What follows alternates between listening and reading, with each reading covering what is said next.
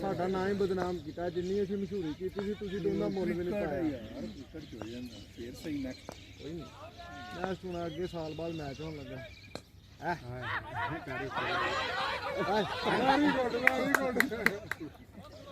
ਟਾਈ ਹੋ ਗਿਆ ਜੀ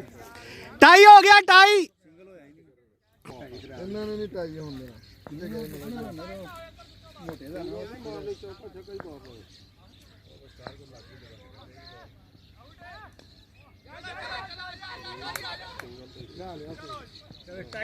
ਟਾਈ ਹੋ ਗਿਆ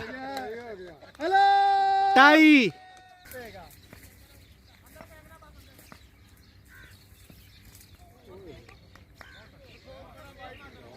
ਭਾਜਦ ਯਾਰ ਬਹੁਤ ਹਾਰ ਰਿਹਾ ਤੂੰ ਹੱਸਦੇ ਆ